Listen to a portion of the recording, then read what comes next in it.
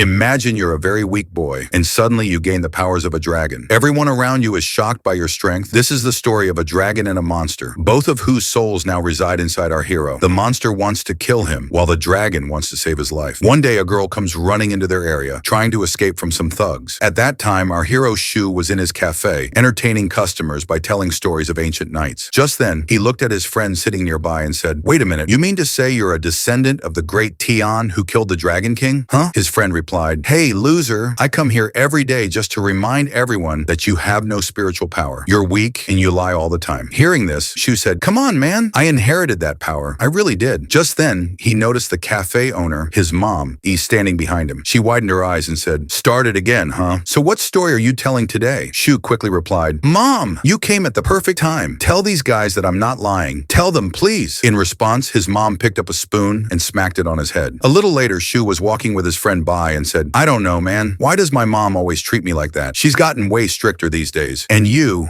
come to the cafe every single night just to order food. Don't you get it? It's already midnight." Bai replied, "Bro, I don't have a choice. My family is waiting for a trainer from Tian Academy." Shu asked, "Wait, why is the entrance exam happening so soon this time? I also heard that the Emo Temple has sent spies to our village. Is that true?" Bai answered, "Not sure, man, but people are saying that. And about that battle 10 years ago, rumor is that the Dragon King may have been defeated, but he's still alive. Since then, the Emo Temple has been searching for a chance to return. Maybe that's why Tian Academy moved the exams earlier. And yeah, there could be spies in the village." Hearing this, Shu dramatically declared, "This is the final chance of my life. Heroes are born only in times of war, and now it's my turn to fulfill my destiny." Bai smacked him and said, "Oh, please, you want to be South Indian superstar? You, the guy with zero spiritual power? How exactly do you plan to be a hero? Do you even realize how dangerous that exam is? There's a 30% chance of dying in it. And honestly, for people like you, that 30% is more like 100%. Shu replied, "Enough talking. Let me show you my power." He tried hard to summon his spiritual energy, but failed miserably. Again, Bai laughed and said, "Oh, poor baby. I've seen this comedy show of yours more than 100 times." Suddenly, they noticed some shadows moving nearby. Bai whispered, "They must be Emo Temple spies." Hearing that, Shu grabbed something and threw it toward the shadows, shouting, "Finally, my dream is coming true," and ran off at full speed. He climbed up a tree and saw 4 figures. 4 shadows, that means they're chasing someone, he thought. Then spotting 3 men running, he jumped down and followed them. As he ran deeper into the forest, he noticed a bright green glow. "What the heck is that? I've never seen anything like it. Maybe it's someone from the Emo Temple. I'd better check it out." He sprinted toward the light and saw a girl standing in the center of that glowing aura. Moments later, the 3 men reached her too. One of them said mockingly, "Well, well, stupid girl. Do you know how long we've been chasing you? What do you want now, a gold medal?" Just then, another girl jumped down from a tree and said, "This is a secret mission. There's no room for mistakes. The real question is, who's the hunter and who's the prey? If you think you can catch me here, then keep dreaming." Hearing this, the 3 men rushed to attack her. But suddenly, Shu came running and screaming loudly, "Holy cow! Who the heck set up all these traps?" He stumbled right into the girl who had set those traps and fell on top of her. Getting up, Shu yelled at the 3 men, "Shame on you! 3 guys attacking 1 girl? What are you little kids? So this is your idea of manhood? Oh, now I get it. You're definitely spies from the Emo Temple. You're the ones who set all these traps, aren't you?" One of them tried to respond, but Shu cut him off mid-sentence and shouted, "Don't interrupt me, you nonsense clowns." The very next second, Shu turned toward the girl and said, "So, what do you think? I look like a real hero, don't I? Don't worry, I'll handle everything." Then he shouted at the 3 men, "Hey, you useless cowards! If you value your lives, you'd better run away right now. I've already informed the Tian Academy, and their people will be here any moment. Otherwise, your pants are going to get soaked in fear." One of the men tried to speak again, but Shu interrupted him. "Not another word. Just shut up." He was still threatening them when suddenly a giant demonic flower attacked him from behind. The girl took advantage of the chaos and escaped immediately. She ran deep into the forest, where she met a man named Cher. Cher asked, "So, what's the update on Tian?" The girl replied, "They've increased the number of security guards." Cher nodded and handed her a new mission. "You'll participate in the upcoming academy exam." The girl frowned. "Do you want me to create chaos there?" Cher said, "No. Your job is to enter the academy and infiltrate it from the inside. We need to locate where the Dragon King is hiding. Don't worry, and the Black Moon King will make sure no harm comes to you. This mission is extremely important for you." Then he handed her a cloth and said, "This contains a magic spell that will change your gender. No one will recognize you, and you'll be able to pass the exam unnoticed. But remember, if your cover is blown, we'll have no choice but to eliminate you. And one more thing, anyone who belongs to the Mo family always lives and dies for the clan." Meanwhile, back in the forest, Shu found himself standing before a demonic plant. He had no idea what to do. He tried to run, but tripped and fell hard. Suddenly, he heard a mysterious voice from the sky. "Do you desire power, child?" Instantly, the entire area was filled with with blinding light. Before he could react, Shu transformed into a monstrous being. In one powerful move, he slashed the demonic plant to pieces, but right after that, he collapsed unconscious. When Shu woke up, he found himself at home. Completely confused, he looked around trying to understand where he was. Then his mother welcomed him by hitting him with a pan. "I was searching for you all night and you were out playing jungle jungle?" She hit him 2 or 3 more times. "Mom, stop it! My head's going to burst," Shu cried. "Oh, really? Mr. Headache Hero? Get up and help me at the cafe, Drama King," she said. Shu groaned. "But Mom, today I have the Tion Academy exam. I need to go." Hearing this, his mother strictly forbade him from leaving. But when he wouldn't listen, she tied him up with a rope and went to the market. A while later, Bai showed up and burst out laughing when he saw Shu tied up. Well, my South Indian superstar. Need some help? Sure, but first call me Papa." Without hesitation, Shu yelled, "Papa!" Awing, Bai untied him and took him to the academy for the exam. On the way, Shu accidentally bumped into a girl, the same girl from last night, Rio, though she was now in disguise. She immediately recognized him. Wait, how is he still alive? The devil's plant should have killed him, she thought, unable to understand what had gone wrong. Using her magic, she pushed Shu and Bai back and moved ahead in the line of candidates. Gradually, all the other contestants arrived as well, and the exam trainer began explaining the rules. Rio looked at Shu and thought, "I must make sure he doesn't win, otherwise my cover will be blown." The competition had announced the first test will be the perception trial. It will take place inside a jungle filled with oddman creatures. Participants must use their spiritual energy to locate and capture these creatures. The true goal is to capture at least a rank 3 or higher oddman. Only the first 200 participants to succeed will pass. After that, she opened a portal leading to the jungle, and everyone entered. Once inside, the contestants began searching for oddman creatures. Shu wandered around for a while until he finally spotted one. But as soon as he approached it, a strange mark appeared on his back, and the creature ran away in fear. He found another one, but the same thing happened again. Every time he got close to an oddman, that eerie mark glowed on his back, releasing a foul aura that scared all the creatures away. And that kept happening until an oddman tiger attacked him. While everyone else ran away from the tiger's attack, the tiger leapt onto Shu and injured his leg. Once again, the same strange mark appeared on his back. The mark even frightened the tiger, and it fled. Rio watched all of this from behind a tree. Still in pain, Shu saw a girl coming toward him. She asked as soon as she reached him, "Are you okay?" She looked at his leg and said, "Thank God the injury isn't too serious. I'll fix it right now." Smile. She used her spiritual energy on his wound and said, "You'll feel better now." For some reason, the courage of our South superstar returned, and he blurted out and asked the girl her name. But from somewhere behind a skull-like structure, a voice called, "Mohammed Lal, there's trouble. Help catch the oddman." Hearing that, the girl left. Meanwhile, the timer announcement said 119 participants had already passed. Only 9 spots remained. Shu froze for a moment, wondering what to do, then quickly came up with a plan. He would set a trap for the tiger. He made a dummy from his shirt so the tiger would smell that and chase the dummy away. Then he stood nearby and let out an even fouler stench himself so the tiger would avoid him and go for the dummy, fall into the trap, and get caught. His plan worked. The tiger fell into the trap. Shu hit it with a large stone, tied it up, and started dragging it toward the finish line. "I don't know why these oddmen fear me. I don't even have horns on my head, right? But whatever. I've at least caught one for my part." From her perch in a tree, Rio watched the whole scene. A moment later, she threw some enchanted leaves at the tiger, and it transformed into a small, cute creature with a tiny tongue. By then, 199 participants had qualified, and the portal was about to close when Shu appeared, dragging the tiny creature, shouting, "Move aside! Look, I caught a tiger!" The trainer laughed and said, "Are you kidding? That's not a tiger." Shu was surprised when he looked at the rope. "I really captured a tiger," he insisted. "What is happening?" This thing turned into something else. Everyone laughed loudly. Then the small creature emitted a strange energy. The trainer recognized it. "This is an oddman," she said, "but it looks like someone cursed it with black magic." She wondered who could have done this. Could we have a spy among us, she thought. The trainer told Shu, "You will temporarily pass this round, but we'll investigate that tiger. If it's fake, we'll disqualify you without argument. Understood?" She opened a new portal and sent the qualifiers to the next test one by one. Rio silently vowed that next time she would not let him get away so easily. All the contestants reached the next test location. The trainer announced, "This is the Abez Bridge. Things get tougher from here. You still have a choice. Anyone may withdraw now, but the 50 participants who reach my designated position before sunrise will be the winners of this round." The test began. Some contestants ran toward the bridge. Bai asked Shu, "Why aren't you running with them? The small tests aren't easy. Look, even the trainer hasn't crossed the bridge yet. We need to watch how she moves, then follow her. That's called planning." Bai laughed. "My James Wan, now you've become a planner. Wow, come on, my boy. Stay with me and you'll learn something." But when Bai turned back, he discovered Shu had already run ahead. Shu shouted while running, "Love Ju, look, the trainer has already crossed the bridge. No time to waste." And off they ran. As they ran, the fog grew thicker. The trainer was inwardly pleased, thinking, "I told you this test wouldn't be easy." Rio was also on the bridge, clearing a path through attacking plants. She noticed these creatures creatures were attracted to spiritual energy, so she needed another method to keep them away. She realized that the plant's sense of hearing was very sharp when she stomped on the bridge and they moved closer. So perhaps she could use the hunger-like energy of these plants to remove them from the path. Shu and Bai were crossing the bridge quickly when some creatures blocked their way. They saw other contenders silently crawling across the bridge. Seeing this, Bai suggested to Shu, "Hey, look, we should do the same. Move silently like them."